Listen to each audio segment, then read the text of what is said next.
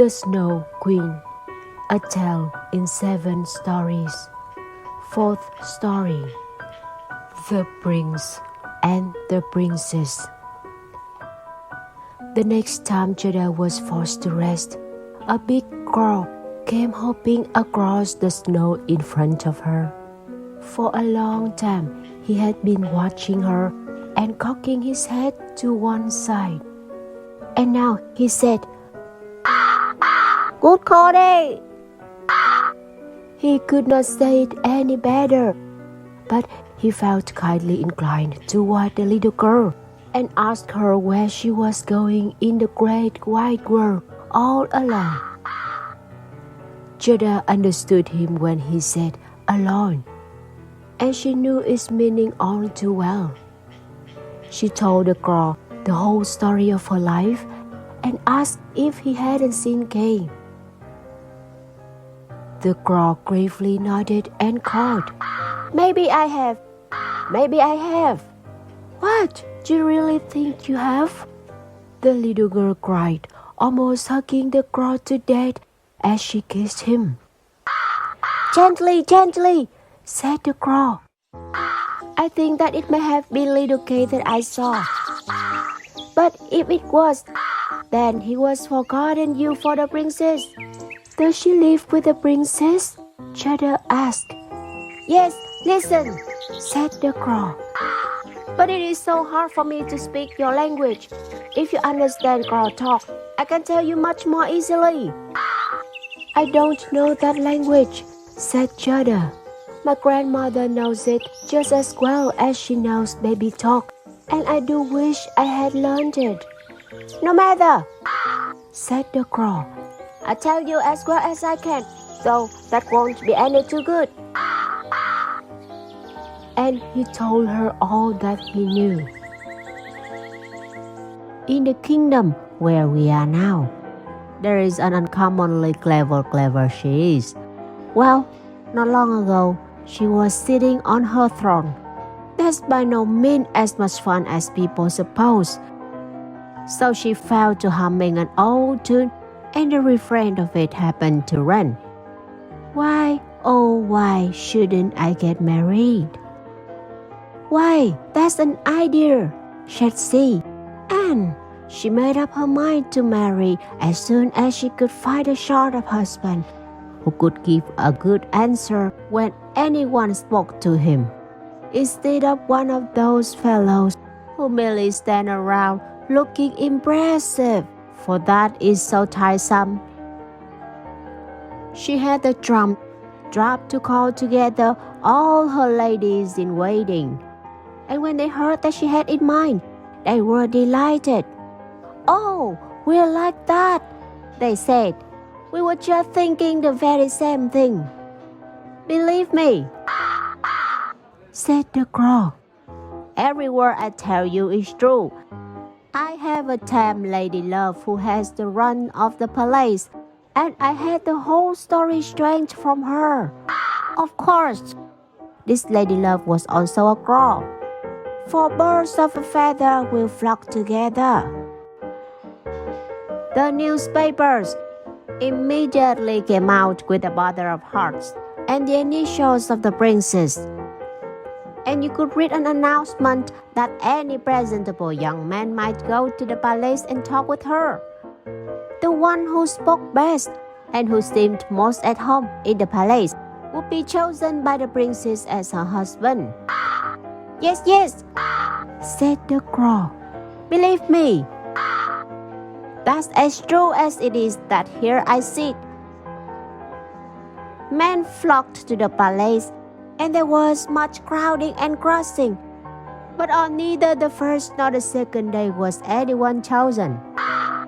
Out in the street, they were all glib talkers, but after they entered the palace gate, where the guardsmen were stationed in their silver-braid uniforms, and after they climbed up the staircase lined with footmen in gold-embroidered livery, they arrived in the brilliantly lighted reception halls without a word to say. And when they stood in front of the princess on her throne, the best they could do was to echo the last word of her remarks. and she didn't care to hear it repeated. It was just as if everyone in the throne room had his stomach filled with snuff and had fallen asleep. For as soon as they were back in the streets, there was no stopping the talk. The line of candidates extended all the way from the town gates to the palace. I saw them myself, said the crow. They got hungry and they got thirsty, but from the palace they got nothing, not even a glass of lukewarm water. To be sure, some of the clever candidates had brought sandwiches with them, but they did not share them with their neighbors. Each man thought, just let him look hungry, then the princess won't take him. But Kay, little Kay, Judah interrupted. When did he come? Was he among of those people? Give me time, give me time. We are just coming to him. On the third day, a little person strolled boldly up to the palace with neither horse nor carriage. His eyes sparkled the way yours do, and he had handsome long hair, but his clothes were poor. Oh, that was Kay, Judah said, and clapped her hands in glee. Now I found him. He had a little knapsack on his back, the crow told her. No, that must have been his slate, said Judah. He was carrying it when he went away. Maybe so, the crow said. I didn't look at it carefully, but my tame lady love told me that when he went through the palace gates and saw the guardsman with silver and the footman in gold on the staircase, he wasn't at all taken aback.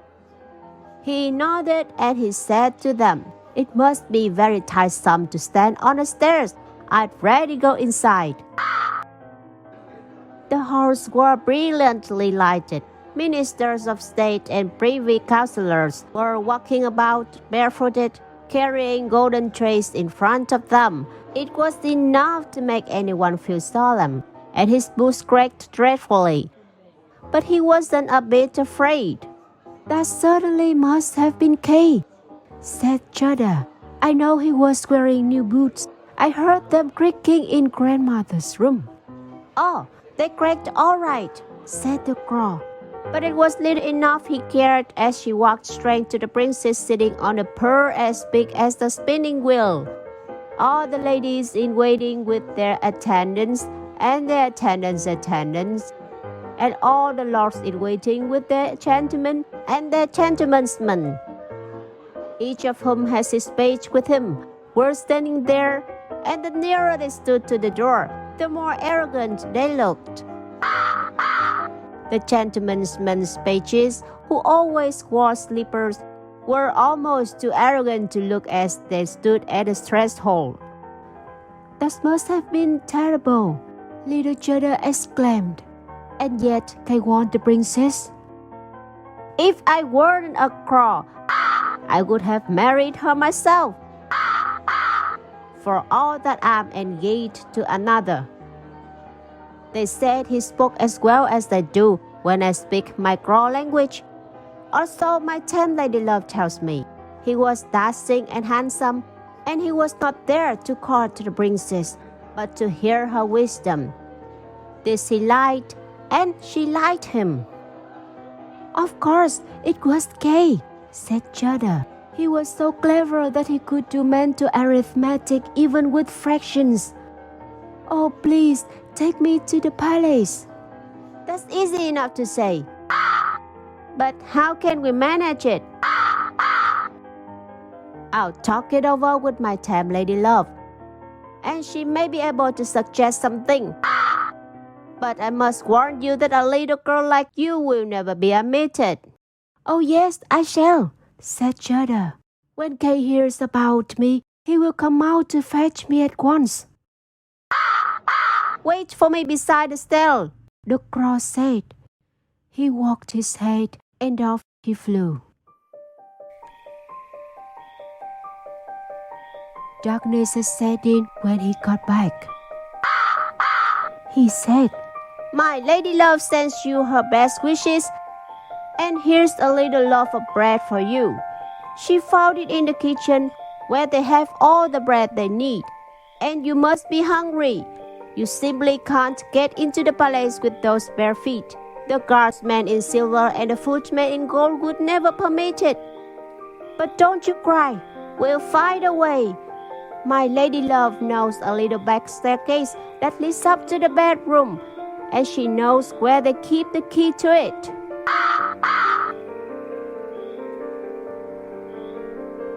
Then they went into the garden and down the wide promenade when the leaves were falling one by one.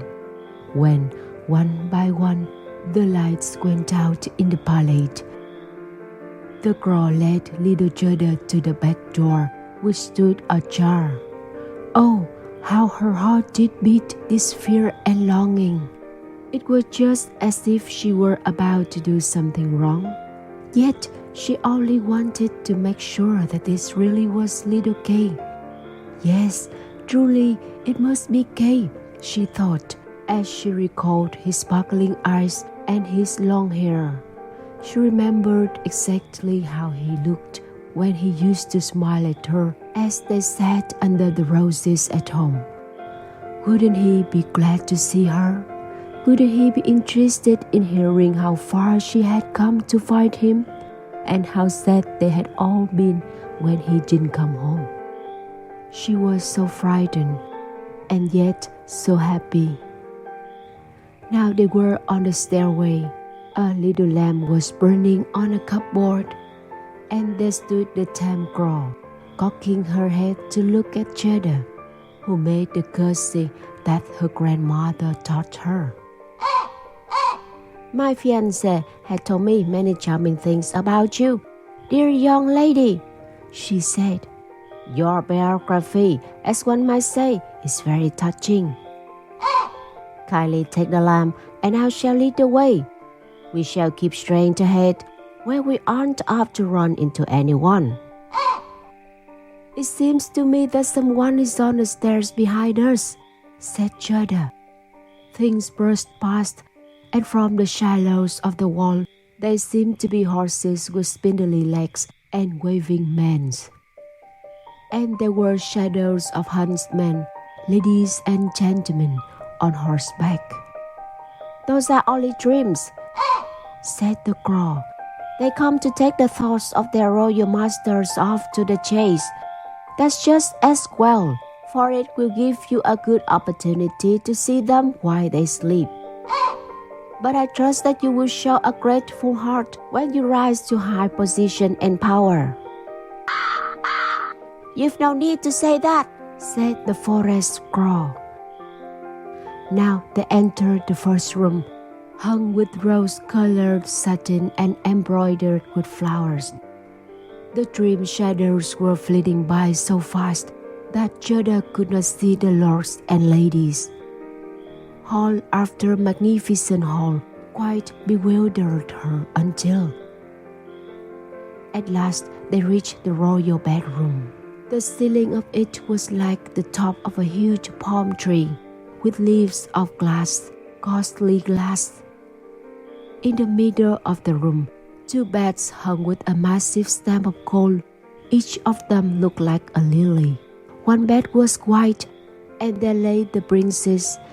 The other was red, and there Zelda hoped to find little Kay. She bent one of the scarlet petals and saw the nape of a little brown egg. Surely, this must be Kay. She called his name aloud and held the lamp near him. The dreams on horseback ran into the room again. As he awoke and turned his head, it was not little Kay at all. The prince only resembled Kay about the neck, but he was young and handsome. The princess picked out of her lily-white bed and asked what had happened. Little Zelda cried and told them all about herself and about all that the girls had done for her. Poor little thing, the prince and the princess said. They praised the girls and said they weren't the least bit angry with them, but not do it again. Furthermore, they should have a reward. Would you rather fly about without any responsibilities, said the princess, or would you care to be appointed court cross for life with rights to all scraps from the kitchen? Both the crows bowed low and begged for a permanent office, for they thought of their future and said it was better to provide for their old age, as they call it. The prince got up and let Judah have his bed. It was the utmost that he could do. She clasped the little hands and thought, how nice the people and the birds are. She closed her eyes, fell peacefully asleep, and all the dreams came flying back again.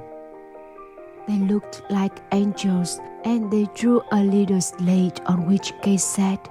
He nodded to her, but this was only a dream, so it all disappeared when she woke. The next day, she was also dressed in silk and velvet from her head to her heels. They asked her to stay at the palace and have a nice time there, but instead, she begged them to let her have a little carriage, a little horse, and a pair of little boots, so that she could drive out into the wide world to find Kay. They gave her a pair of boots and also a muff. They dressed her as nicely as could be, and when she was ready to go, there at the gate stood a brand new carriage of pure gold. On it, the coat of arms of the prince and the princess glistened like a star. The coachman, the footman, and the postilions, for postilion there were, all wore golden crowns. The prince and the princess themselves helped her into the carriage and wished her Godspeed. The forest crow, now a married man, accompanied her for the first 3 miles and sat beside Judah, for it upset him to ride backwards. The other crow stood beside the gate and waved her wings. She did not accompany them because she was suffering from a headache brought on by eating too much in her new position. Inside, the carriage was lined with sugared cookies, and the seats were filled with fruit and gingerbread. Fare you well, called the prince and the princess. Little Judah cried and the crow cried too for the first few miles. Then the crow said goodbye, and that was the saddest leaving taking of all. He flew up into a tree and waved his big black wings as long as he could see the carriage, which flashed as brightly as the sun.